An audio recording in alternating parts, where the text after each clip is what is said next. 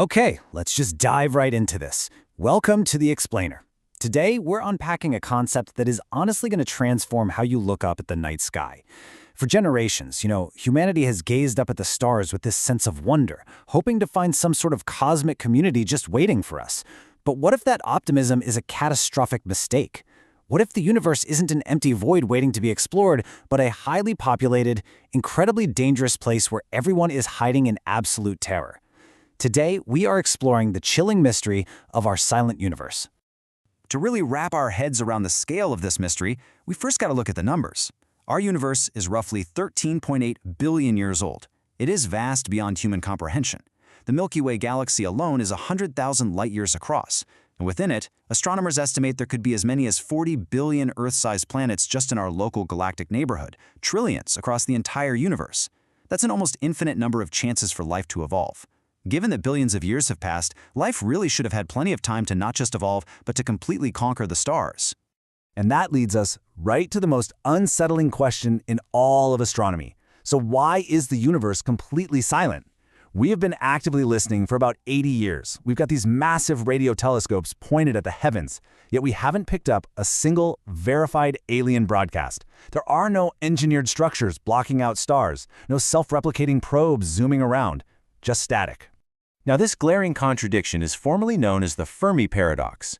It was posed by the brilliant physicist Enrico Fermi way back in 1950, and it asks a very simple question: where is everybody? As the famous Drake equation suggests, the sheer mathematics of the universe point to a massive abundance of life. We've spent nearly a century operating under this assumption that if they're out there, they'd obviously want to talk to us. But what if our basic assumption about advanced intelligence is completely wrong? Well, that brings us to a frankly terrifying answer to the Fermi paradox. It was popularized by the Chinese science fiction author Liu Cixin in his 2008 novel, The Dark Forest. It completely flips our optimistic search for life into a brutal cosmic game of survival. The Dark Forest theory argues that the reason we haven't heard any radio signals from space isn't because aliens don't exist. It's because any civilization smart enough to survive knows better than to broadcast its location, because everyone is hiding. To really grasp this, I want you to imagine you're sitting around a campfire looking out into pitch-black woods. Listen to how Liu Cixin describes it in the novel. He says, "The universe is a dark forest. Every civilization is an armed hunter stalking through the trees like a ghost, gently pushing aside branches that block the path, and trying to tread without sound. If he finds other life, another hunter, an angel or a demon, a delicate infant or a tottering old man, a fairy or a demigod, there's only one thing he can do: open fire and eliminate them. In this forest, hell is other people." Section 1. Cosmic Sociology, the Rules of the Forest. Let's see how this builds from a terrifying science fiction concept into a highly logical framework. In the novel, Cosmic Sociology treats the interactions of interstellar civilizations not as diplomacy or biology, but as cold, hard sociology governed by unbreakable rules. Cosmic sociology actually rests on two absolute axioms. First up, survival is the primary need of any civilization. Everything else, art, science, ethics, it's all secondary to simply staying alive. Second, civilizations continuously expand over time, but the total matter in the universe remains constant. This means the universe is effectively a zero-sum game. Resources are limited, so as civilizations grow, they are inevitably going to compete for those limited resources. So, the absolutely crucial point here is how these axioms play out over interstellar distances. You might be wondering, why can't two civilizations just sign a peace treaty? Well, it's because of the chain of suspicion. When you're separated by light years, communication takes years, sometimes centuries. Are they peaceful? You literally can't know for sure. And even if they are today, what happens if they undergo a sudden technological explosion, a rapid leap in scientific progress, and become vastly superior tomorrow? This total inability to verify intentions across the void creates a perpetual state of mistrust. Section 2. The Game Theory of Space.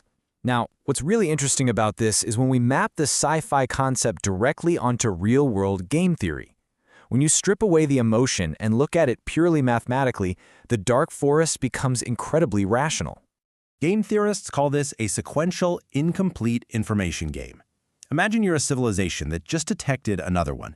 You really only have two choices: annihilate the target or do nothing. If you annihilate them immediately, you secure a positive payoff. You're guaranteed survival. But if you do nothing and try to communicate, you're risking total annihilation because you've just revealed your location to an entity whose intentions you cannot possibly know. Therefore, striking first mathematically becomes the dominant strategy. In game theory, it's called a Nash equilibrium, the only logical move where neither side benefits from changing their strategy. In Liu Cixin's novel, the protagonist, Luoji, actually tests this grim theory.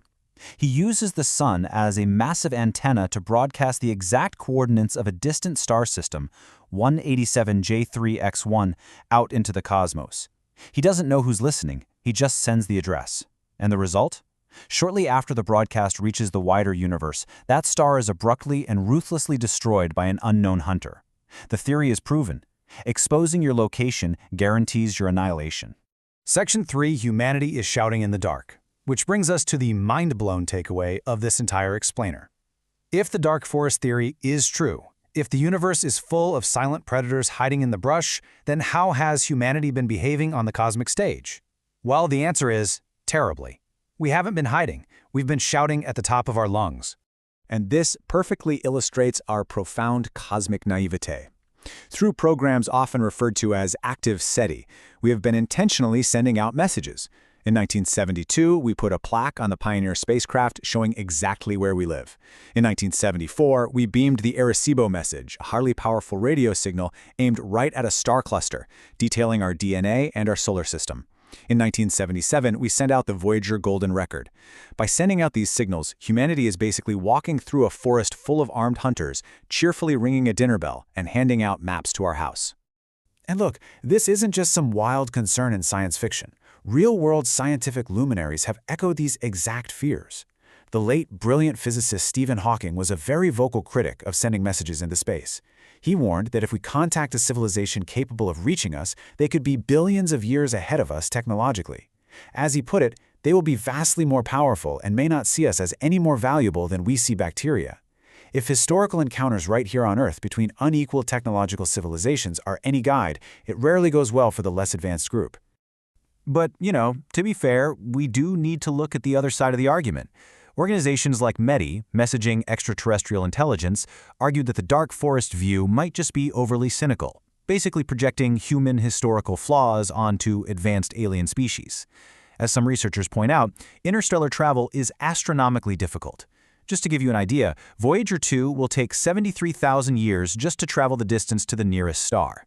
So an advanced civilization might not actually want to plunder us, they might just be looking for a cosmic Zoom chat with fellow intelligent beings. We are ultimately left with two deeply contrasting views of our place in the universe. On one side, you have cosmic optimism. Think of it as the Star Trek view. It assumes that as intelligence advances, species outgrow war and resource competition, leading to peaceful cooperation. On the exact opposite side, we have cosmic horror, the brutal survivalist logic of the dark forest. That view dictates that because survival is absolute and trust across the void is impossible, any contact is an existential threat requiring a preemptive strike.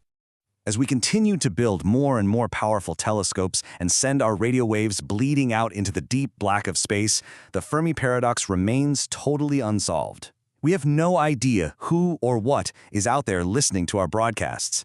So I'm going to leave you with this to ponder the next time you look up at the beautiful, silent night sky.